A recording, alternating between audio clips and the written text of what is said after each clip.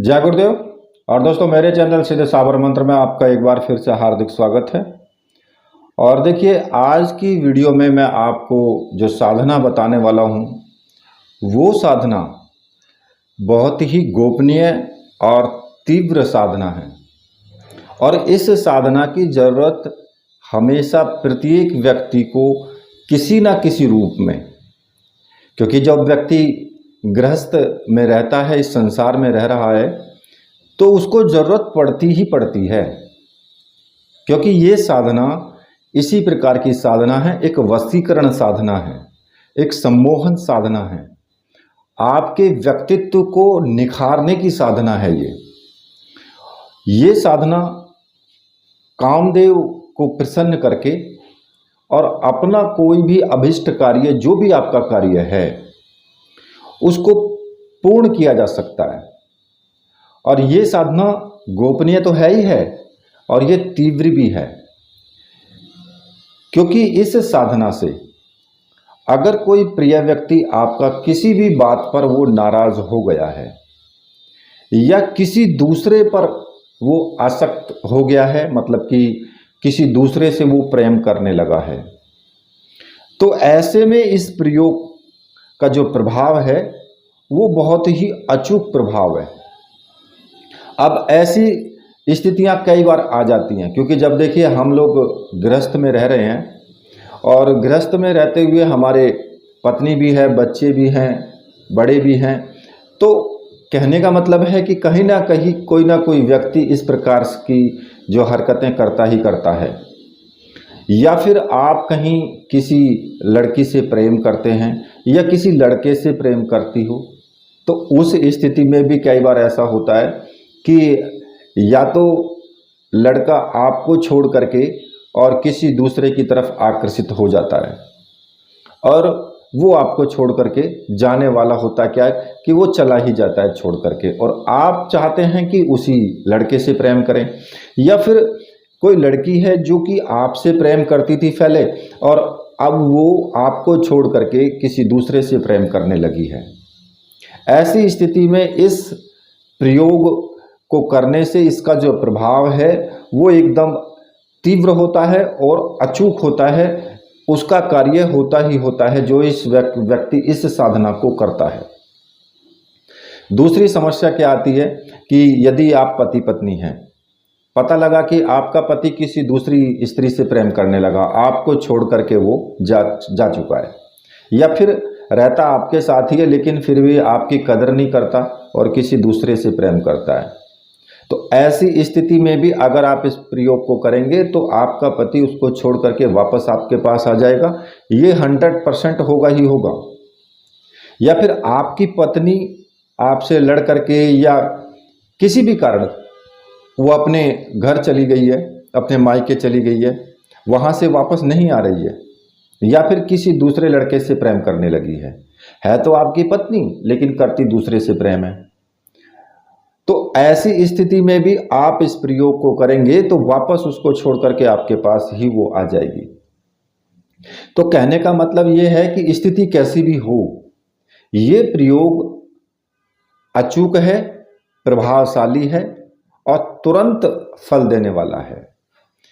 अब इस प्रयोग को कैसे किया जाए? देखिए, ये जो प्रयोग है, ये प्रयोग आप जो आने वाली जन्माष्टमी है, कृष्ण जन्माष्टमी, उस दिन भी आप इस प्रयोग को रात्रि को शुरू कर सकते हैं, या फिर आप इस प्रयोग को नवरात्रि में भी शुरू कर सकते हैं, या फिर इस प्रयोग को होली, दीपावली, शिवरात्रि, इनमें भी आप शुरू कर सकते हैं। और अगर ऐसा कोई दिन ना हो तो फिर आप इस प्रयोग को किसी भी शुक्रवार की रात्रि से शुरू कर सकते हैं। ठीक है। अब इस प्रयोग को करने के लिए जो आपको महत्वपूर्ण सामग्री की आवश्यकता होगी वो मैं आपको बता देता हूं। इस प्रयोग को करने के लिए इसमें आपको एक दिव्य अनंग महायंत्र, एक शुक्र फल और एक प्रणयमाला, ये 3 सामग्रियों की आवश्यकता होगी इसमें। ठीक है। और ये तीनों सामग्री आपकी मंत्र सिद्ध और प्राण प्रतिष्ठा युक्त होनी चाहिए। क्योंकि अगर सामग्री आपकी प्राण प्रतिष्ठा युक्त हैं तो फिर आपको जल्दी सफलता मिलती है, ये निश्चित होता है।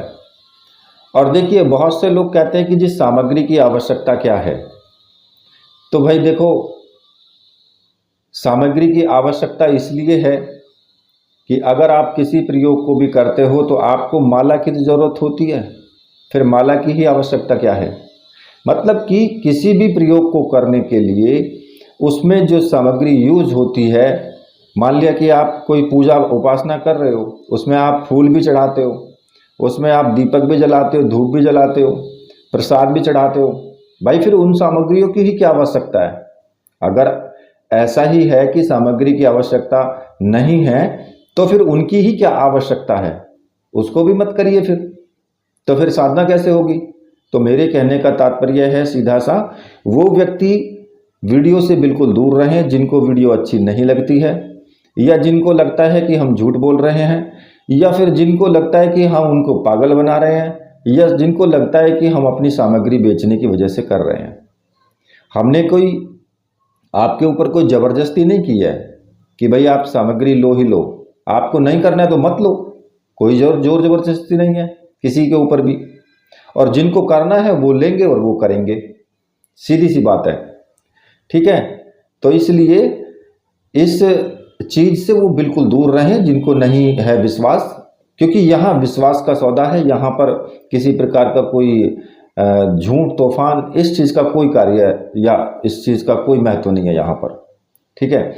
अब इस सामग्री को लेने के लिए जिनको चाहिए उनको मैंने व्हाट्सअप नंबर दिया हुआ है वीडियो में ही, आप वहाँ से व्हाट्सअप करके और मुझसे ये सामग्री आप प्राप्त कर सकते हैं। और जब आपको ये प्राण प्रतिष्ठित सामग्री आपको मिल जाए, आपके पास आ जाए, उसके बाद आप प्रयोग को शुरू करेंगे, ठीक है। अब प्रयोग को शुरू आप रात्रि के 10 बजे ही शुरू करेंगे, साधना रात्रि में ही करनी है ये, ठीक है। सामने चौकी होगी आपकी, चौकी पर लाल रंग का वस्त्र बिछा लें, और इस साधना को आप अपने पूजा घर में भी कर सकते हैं और एकांत रूम आपका कहीं पर भी हो वहाँ भी आप कर सकते हैं। जरूरी नहीं है कि आप इसको जा कर के जंगल में करेंगे, क्योंकि मैं ज़्यादातर जितनी भी साधनाएं बताता हूँ आप अपने घर पे ही कर सकते हो उनको, क्योंकि पूर्ण रूप से सरल सात्विक साधनाएं मैं बताता हूँ, इस प्रकार की कोई वामाचारी साधना मैं नहीं बताता हूँ, ठीक है। और इसमें आप सुंदर वस्त्र पहनेंगे, वस्त्र चाहे आप किसी भी रंग के पहन सकते हैं, लेकिन जो चौकी होगी आपकी सामने उस पर आप लाल रंग का वस्त्र बिछाएं और आपका मुख उत्तर की तरफ होगा, यानी आप उत्तर की तरफ मुख करके अपना आपको बैठना है। और चौकी के ऊपर आपको अपने गुरुदेव का चित्र और भगवान शिव का या कामदेव का चित्र आप रख सकते हैं। अब आपको जो दीपक जलाना है वो घी का दीपक होना चाहिए, अगरबत्ती धूप बत्ती सुगंधित जो भी है वो भी आप इसमें जला सकते हैं। और एक बूंद अगर आप चाहते हैं तो आप जो दीपक है दीपक में इत्र की एक बूंद आप डाल दें, ठीक है। लाल रंग का आसन आपका हो जिस पर आप बैठेंगे, और जब तक साधना करेंगे तब तक कोई भी व्यक्ति आपके पूजा घर में या उस कक्ष में प्रवेश नहीं करना चाहिए। आप बिल्कुल अपने घर वालों को बोल देंगे कि जी मैं कोई भी मैं पूजा पाठ कर रहा हूँ, तो आप इतने नहीं आएंगे उस कमरे में जब तक मैं पूजा करूँ, ठीक है। और किसी को भी इस साधना के बारे में आपको कहीं भी जिक्र नहीं करना है।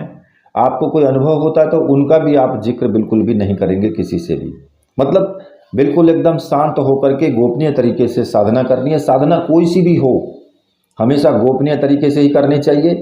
साधना में सिद्धि प्राप्त हो भी जाए तो फिर उसको भी गोपनीय रखना चाहिए, सबके सामने उसको नहीं बताना चाहिए, वरन्यथा सिद्धि व्यर्थ हो जाती है, ठीक है। अब उस पर जब आप इतना कार्य उसमें कर लेंगे तो घी का दीपक अगरबत्ती धूप बत्ती जला करके, और सामने ही आप एक प्लेट ले लें स्टील की ले लें या फिर तांबे की ले लें, जो भी आपके पास है, और उसमें नीचे कुछ थोड़े से चावल बिछा लें और चावल के ऊपर जो दिव्य अणंग महायंत्र है उसको आप स्थापित कर दें। ठीक है। कुछ थोड़े से पुष्प ले लें लाल रंग के, चाहे गुलाब के हों चाहे किसी भी दूसरे गेंदा के हों, लेकिन होने चाहिए लाल रंग के। और थोड़े से चावल रख लें और सिंदूर या कुमकुम पानी में घोल करके रख लें थोड़ा सा, जिससे कि आप टीका वगैरह लगाने के लिए, तिलक करने के लिए। अब आपको क्या करना होगा, सबसे पहले आपको अपने गुरुदेव का पूजन करना है। जो भी आपके गुरुदेव हैं, जिनको भी आपने अपना गुरु माना है या जिन्होंने आपको गुरु मंत्र दिया है, वही आपके गुरुदेव होंगे। उनका चित्र सामने हो, अगर चित्र ना भी हो तो मानसिक रूप से आप पूजन कर सकते हैं अपने मन में धारणा करके। अगर आपने डॉक्टर नारायण दत्त श्रीमाली जी को गुरु माना है तो फिर उनका चित्र सामने हो। अगर भगवान शिव को गुरु माना है तो फिर उनका भी चित्र सामने हो। अब आपको क्या करना होगा कि सबसे पहले गुरुदेव को आप धूप दीप दिखाएं, पुष्प चढ़ाएं, गुरुदेव को टीका लगाएं सिंदूर का या कुमकुम का, और चावल चढ़ाएं, और साथ में ही गुरुदेव से आप प्रार्थना करें कि गुरुदेव मैं ये साधना करने जा रहा हूँ, अणंग देव साधना, इसमें मुझे पूर्ण सफलता मिले, आप मुझे आशीर्वाद दीजिए और आज्ञा प्रदान कीजिए। जब आप इतना कार्य कर लेंगे तो फिर आप गुरुदेव के जो दिए हुए गुरु मंत्र है, उस गुरु मंत्र का आपको जाप करना है। कम से कम 1 माला का जाप तो करना ही करना है। बाकी आपकी इच्छा है कि 2 माला करो या 5 माला करो, वो तो आपके ऊपर डिपेंड करता है। और जिन्होंने डॉक्टर नारायण दत्त श्रीमाली जी को गुरु माना है, उनको जो मंत्र जपना है, ओम परम तत्वाय नारायणाय गुरुभ्यो नमः, इस मंत्र का जाप करेंगे 1 माला का। स्फटिक की माला या फिर रुद्राक्ष की माला से कर सकते हैं। और जिन्होंने भगवान शिव को गुरु माना है तो वो ओम नमः शिवाय इस मंत्र का जाप करेंगे। इसको आप रुद्राक्ष की माला से ही करेंगे। और अगर किसी और ने को आपने गुरु माना है, चाहे वो कोई भी हो, और उन्होंने जो भी गुरु मंत्र दिया है, जो भी उन्होंने माला आपको बताई है, आप उसी माला से, उसी गुरु मंत्र का 1 माला का जाप जरूर करेंगे। ठीक है। जब गुरु का पूजन हो जाएगा उसके बाद आपको दिग्बंधन अपना करना है, एक दिव्य सुरक्षा चक्र आपको लगाना है, और वो मैं आपको बता देता हूँ कि आपको किस प्रकार से लगाना है। देखिए, उल्टे हाथ में आप थोड़े से चावल ले लें और दाहिने हाथ से चावल सभी दिशाओं में फेंकते हुए आपको जो मंत्र जपना है वो मैं आपको बता देता हूँ।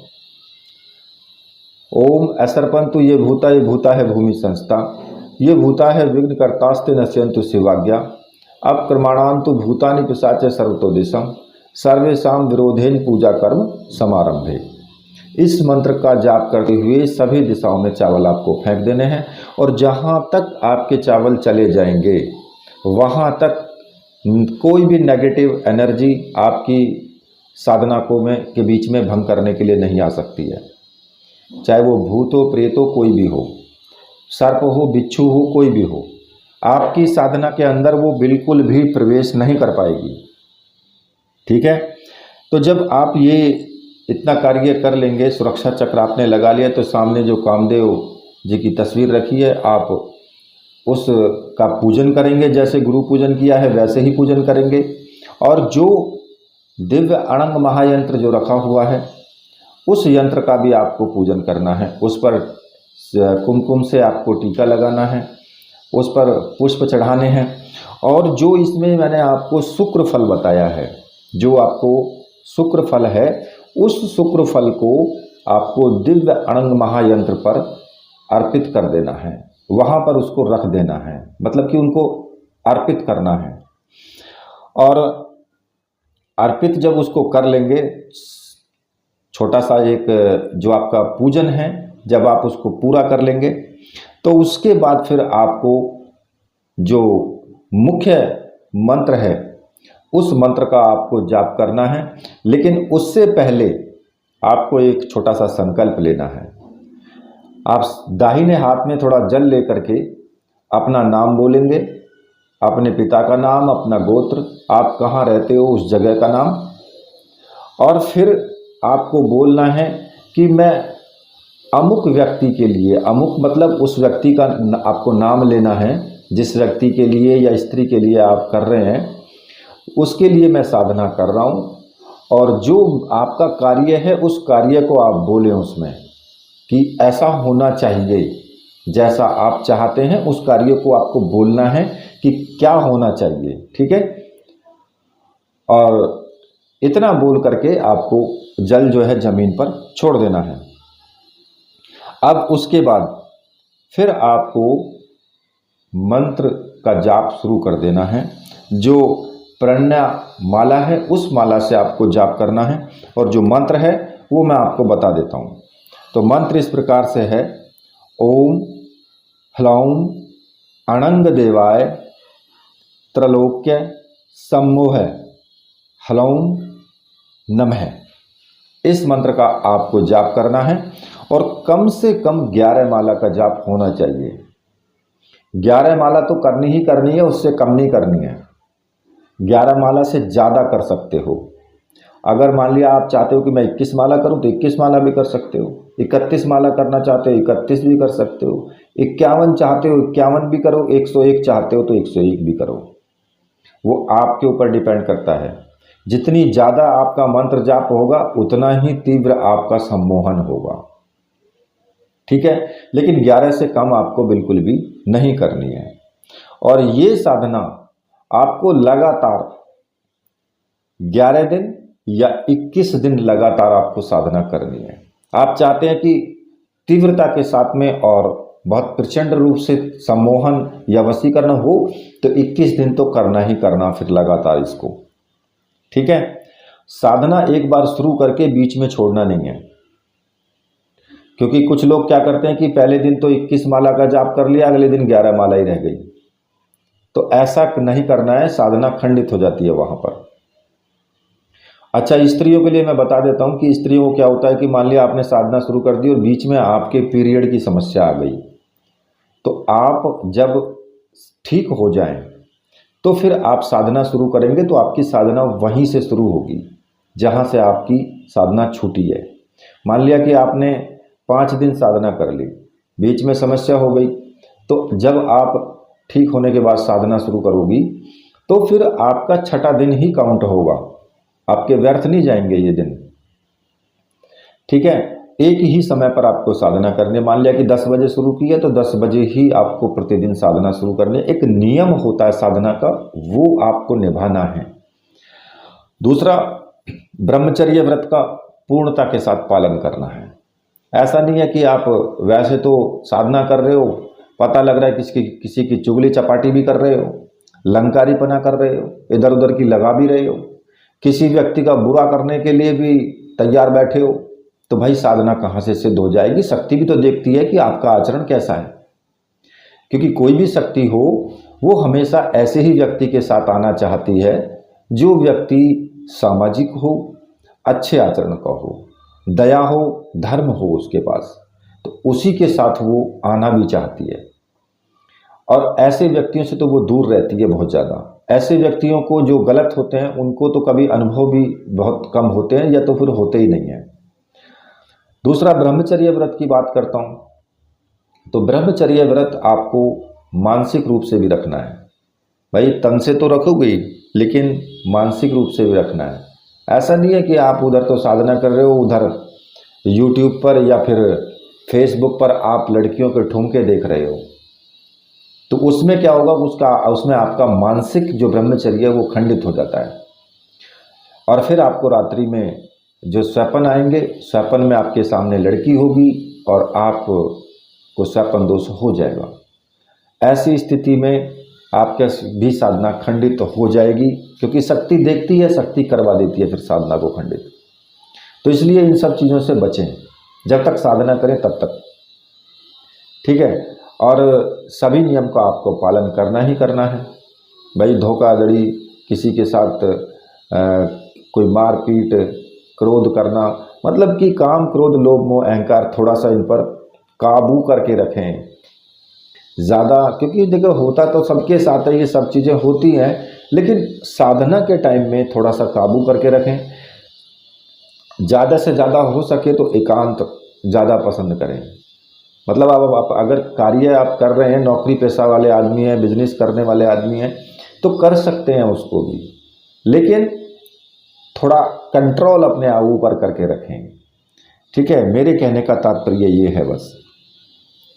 अब जब आपकी साधना संपूर्ण हो जाए तो आप उस यंत्र माला फल, जो शुक्र फल है, उनको या तो जल में कहीं पर भी या कहीं तालाब में आप उनको विसर्जित कर दें। अगर आप नहीं चाहते हैं कि विसर्जन करना, तो आप इससे लगातार साधना कर सकते हैं, लगातार साधना करें।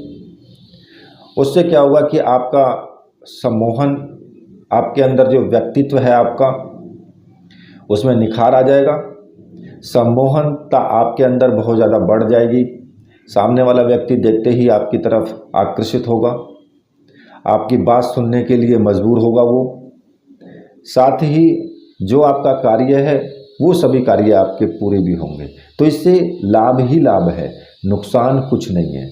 ठीक है, तो देखिए ये साधना अगर आप करते हैं तो आपकी सभी मनोकामनाएं पूर्ण होती हैं, और इस प्रयोग को करने से सफलता मिलती ही मिलती है, क्योंकि ये प्रयोग व्यर्थ नहीं जाता है, ये आप समझ लें, अगर आप अच्छी तरह से इस प्रयोग को करते हैं। ठीक है, तो इसी के साथ अब मैं वीडियो को यहीं पर समाप्त करता हूँ। मेरे साथ बोलिए बोलिए वीर बजरंगबली हनुमान जी महाराज की जय। बोलिए मेरे परमहंस गुरुदेव की जय।